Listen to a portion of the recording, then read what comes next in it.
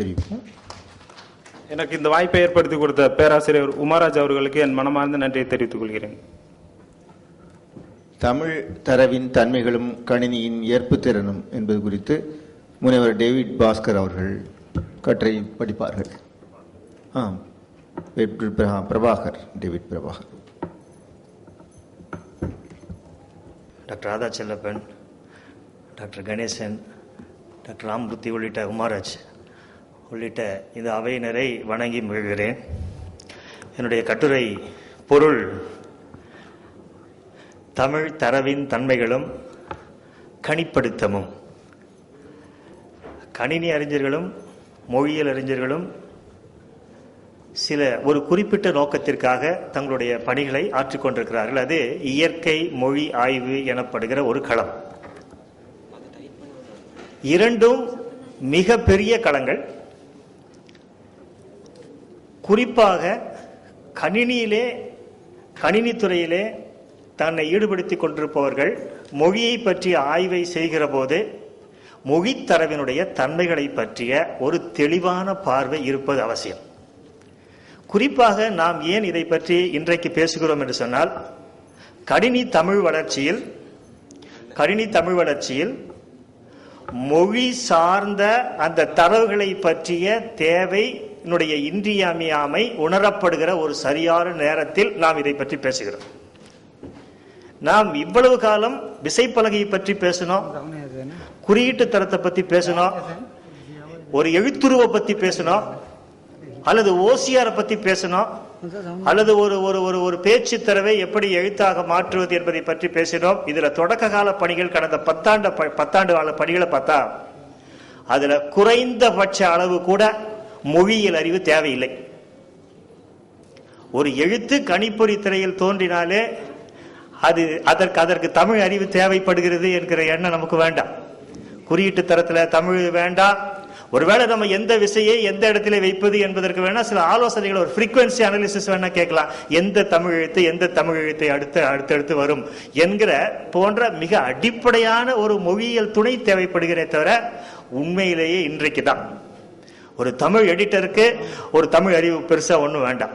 Tamil word ப்ராசஸர்னு போகும்போது மொழி அறிவு வேண்டாம்.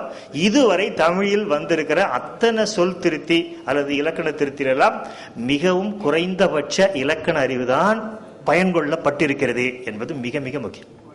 அப்போ பொதுவாகவே இந்த மொழித்தரவு சார்ந்த அதை கணிப்படுத்துகிற நிலையில் மொழித்தரவு சார்ந்த சிக்கல்கள் என்னென்ன இருக்கும் என்பதை பற்றி ஒரு அறிமுகமாகத்தான் இந்த கட்டுரை அமைகிறது.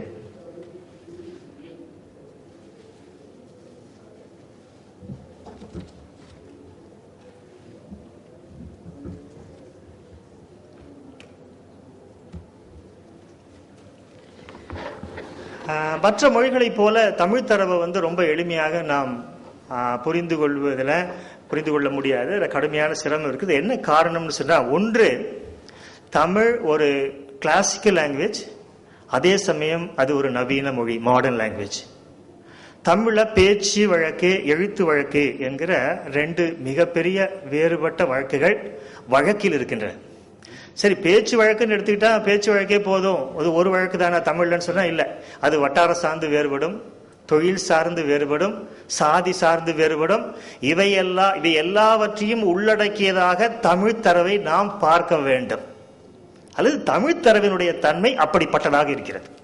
நாம ஏதோ சின்ன ஒரு கார்பஸை எடுத்துக்கிட்டு நமக்கு தெரிஞ்ச ஏதோ ஒரு குறிப்பிட்ட ஒரு சின்ன ஒரு டாஸ்க் எடுத்துக்கிட்டு அதுக்கு நமக்கு வசதியா ஒரு கார்பஸை எடுத்துக்கிட்டு அதில் ஒர்க் பண்றது என்பது தமிழ் தரவை புரிந்து கொள்வது ஆகாது. நாம் கணினியை எங்க கொண்டு போக போறோம்னு சொன்னா, சாதாரண மாந்தர்கள் பயன்படுத்துகிற நிலைக்கு நாம் கணினியை கொண்டு போறோம். அப்போ தமிழ் தரவினுடைய அத்தனை பரிமாணங்களையும் அது கணிப்படுத்துகிற ஒரு வல்லுநன் தெரிந்திருக்க வேண்டும் என்கிற முறையில் நாம் படிப்படியாக அதனை நாம் எடுத்து சொல்ல வேண்டியிருக்கிறது. அது சார்ந்த சிக்கல்களை நாம் விவாதிக்க வேண்டியிருக்கிறது.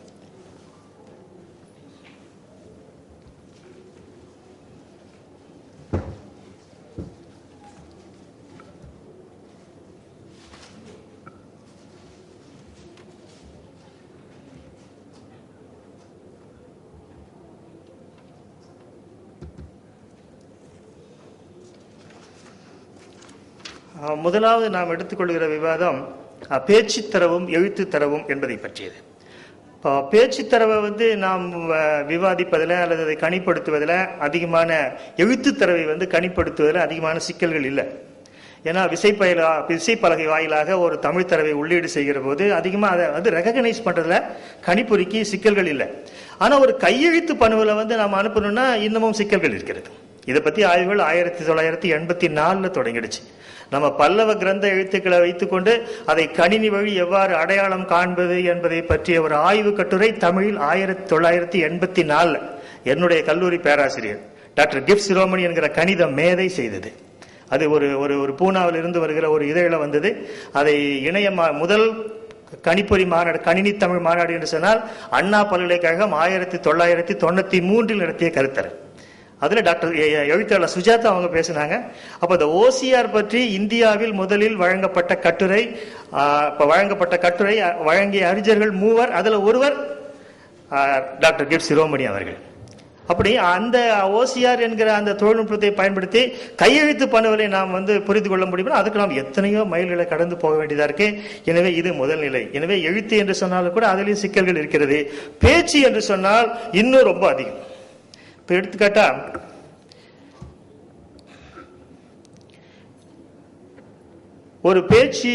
ஒரு பேச்சினுடைய அலைவடிவம் நமக்கு கிடைக்குமானால் முதல்ல நம்ம அதை பகுக்கிறோம்.